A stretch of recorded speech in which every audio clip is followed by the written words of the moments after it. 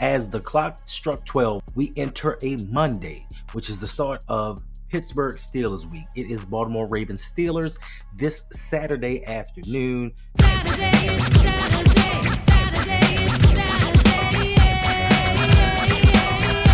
Everything is on the line for the division. But before we jump into that, we're going to take one last look into what happened yesterday with the Baltimore Ravens when it came to them taking on and defeating the New York Giants.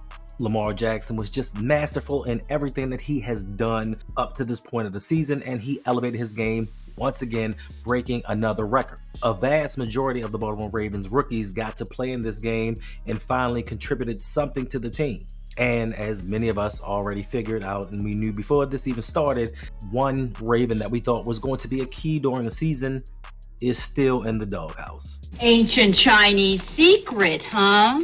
So with the Baltimore Ravens defeating the New York Giants yesterday, 35-14, just total domination of a team that has been injury depleted. They have no talent. Coaching is a little sus. But with the Ravens being clearly the better team, they went out and handled business and did everything that they needed to do. But more importantly, our leader, the one that makes this organization go, Lamar Jackson, has set another record as a quarterback. And that record is he became the first quarterback in NFL history to throw and have an 80% completion percentage, pass for at least 250 yards, throw for 5 touchdowns, have 0 interceptions, and rush for at least 50 yards. It just seems like each and every year Lamar Jackson is breaking multiple records for QBs, and it has more to do with his passing than his running. But we still don't want to give him credit for being the quarterback that he is, even though this was his 6th game with 5 passing touchdowns and 0 interceptions. And he is second all time in that category. Some of your favorite quarterbacks playing today don't have these stats. And Lamar has done this a couple of times this season. Now, your favorite QB's favorite QB, who's being hyped up, snap, snap, grin, grin, wink, wink, nudge, nudge, say no more, has never done this. He has not put together a succession of passing to this standard that Lamar Jackson has, but they're not going to give him the credit for that. But the thing that they are going to talk about, the narrative that is going to be pushed, and possibly rightfully so, whether it is just or unjust, is going into Saturday's game. Will Lamar Jackson be able to take on the Pittsburgh Steelers and finally defeat them? Lamar is 1-5 versus the Steelers. The Ravens are 1-8 in their last 9 games.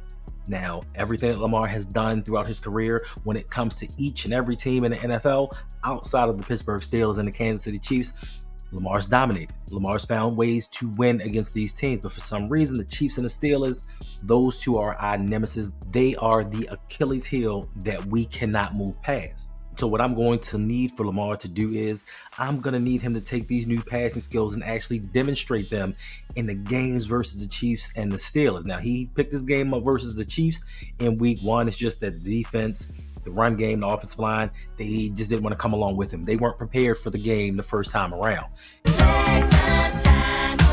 A couple weeks ago versus the Steelers, the defense showed up. Once again, the offensive line didn't show up, and the receivers kind of let Lamar down some. But we need Lamar to start to take over games. We are past the point of, Lamar needs help. Lamar is a 2-time MVP, and I'm not taking anything away from him, but I need him to start elevating his teammates and start winning these games versus the guys that we cannot beat. And I'm not blaming him for any of the losses. But what I am saying is other quarterbacks take lesser talent and beat certain teams that they should beat. It is time for Lamar to take that throne and start to ascend and beat the Steelers and starting to beat the Chiefs. And the only reason that I'm saying this is because I know he can do it. It'd be one thing if I thought he didn't have the talent, if he didn't have the skills to uplift his team. But that's the most frustrating part about it. There is no way that this Pittsburgh team should have the record against us that they do have, with some of the talent that they haven't had in the past. Now, yes, they are getting better. They've done a little bit better. They've actually brought in a quarterback this season, but they're not better than the Ravens. They're better coached. They don't have better talent. They don't have better schemes. But for some reason, we just fall flat when it comes to these matchups, and I need Lamar Jackson to take it to a new level. And especially if TJ Watt isn't going to be playing this game. He is the spark plug. He's the engine to this defense. Wide is what takes them over the top and makes them from a good defense to a great defense. So if he's not playing, there's one less guy we got to worry about. Hopefully this offensive line can hold up and the Ravens can get things going, because if they are missing pieces, and George Pickens is another one, he may not play. If they're missing George Pickens, if they are missing TJ Watt and we still lose this game, it is going to be a problem. They are down talent and we still find ways to lose. Now, a lot of Ravens fans aren't confident in us going up into this matchup, but for me, I think Lamar, especially after losing to the Philadelphia Eagles, he has another chip on his shoulder, and I think he demonstrated it coming out of the bye versus the Giants. But the biggest question is, can he carry this over into the Pittsburgh Steelers game? Because this is rivalry week. This is the week when you go against that one opponent that you hate, that franchise that you cannot stand because they are so similar to you and what you do. They just, for some reason, seem to get the best of it. So hopefully Lamar goes out here this Saturday, which we will be live streaming the game. Yolanda and I will do the game this Saturday and possibly be joined by a Pittsburgh Steelers fan. I can't promise you that he won't come on and talk his smack. Who knows? But we cannot afford to give him another year, another stream. And this week is extremely important with the Ravens now only one loss behind the Pittsburgh Steelers.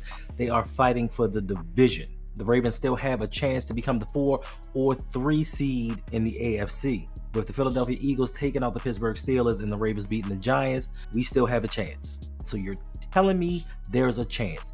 And there is only going to be a chance if the Ravens can actually beat the Pittsburgh Steelers on Saturday, and then next week get some help from the Kansas City Chiefs with an ailing Patrick Mahomes, hopefully beating the Steelers on Christmas Day, because the Steelers are another team that had to play 3 games in 10 days. So we're neck and neck. You couldn't have set this up any better. Both team schedules are the same going forward. So we just have to find out who's going to win the best of 3. And whoever comes out the best in these rounds is going to win the AFC North and get a home playoff game.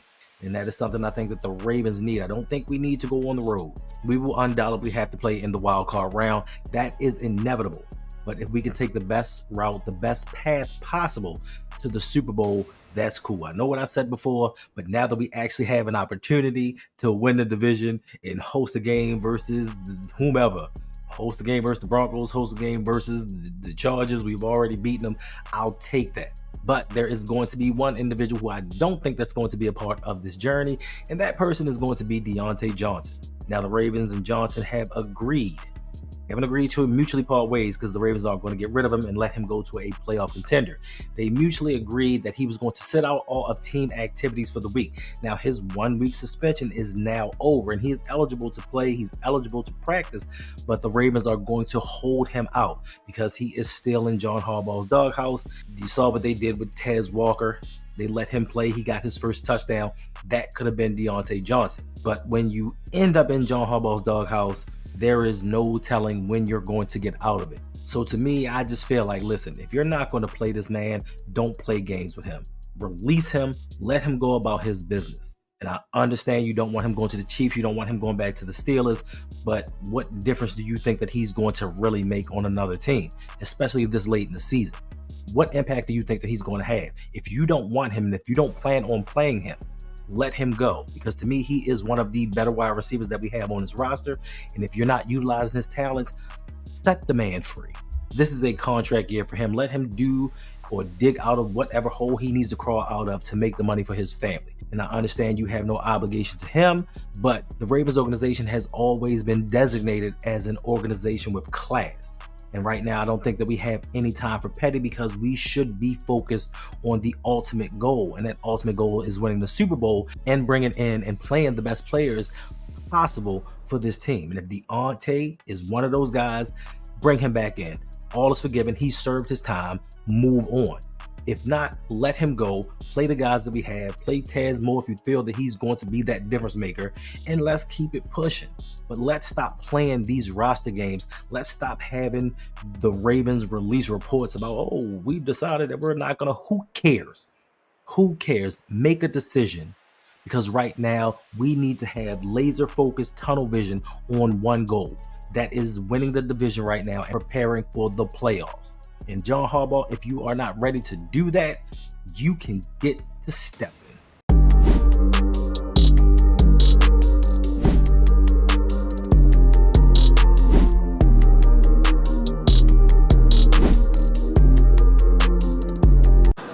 Nah, man, I'm cool.